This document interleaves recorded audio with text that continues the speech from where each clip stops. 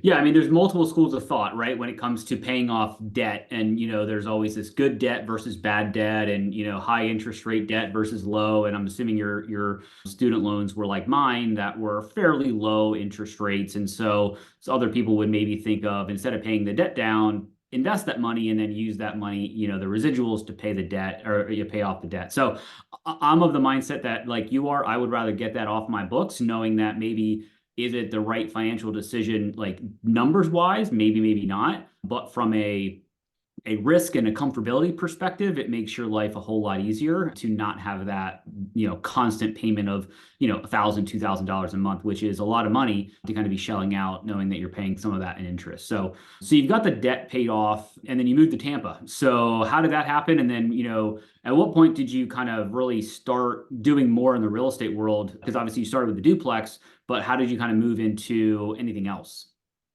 Yeah. And so once, as you start looking into the, investing in general, you start to get exposed to different asset types and Yeah. stuff like that. And so at some point along that road, I got introduced to syndications, right? And so, fast forward a little bit, like you said, we left DC and came to Tampa, and that was because I had the opportunity to go on military orders again. Okay. So as a reservist, you can like hop on active duty orders for like a year at a time or Okay. 2 years at a time. And I was like, well, here's an opportunity for someone to pay to move me and my family to Tampa. And we had enough of DC after 4 years, and our first daughter had just been born. Okay. So we had to consider that aspect as well. So they moved us to Tampa. I started work there. And then I started seeing more stuff about syndications, right? And so I started listening to podcasts, just like this one to learn more about it. But eventually I just wound up going to a convention and just really drank from the fire hose because it was just a weekend of straight syndication education. Yeah. And if you go in not knowing a whole lot, it's a lot to take in, Oh yeah. right? Especially when they're going into the legal aspect, underwriting, all this stuff.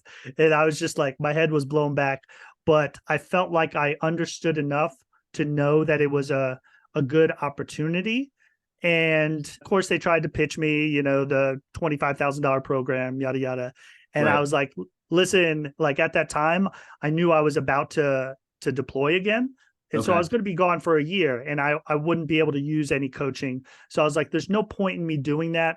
But what I will do is start to talk to some sponsors, syndicators, whatever you want to call them, and try to find one that I trust. And that's exactly what I did. So instead of putting that 25,000 that I had, which was a lot of money to me in terms Hmm. of capital to deploy, Yep. instead of putting it towards a coaching program, I was like, let me invest this money and kind of learn while I earn is Yeah. what I call it.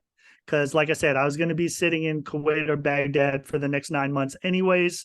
So it gave me the opportunity to ask all the questions that I had, really learn from the passive investor's perspective what this process looks like, Yep. and then just get a better understanding of the whole flow of things. And it worked, right? Like within, I forget when I got my first distribution check, but when I did, I was like, okay, this is a real thing. This is the proof of concept that I needed, that this property was real, this syndicator was real, and that my money was being put towards the things that he said it was, and that's paying off.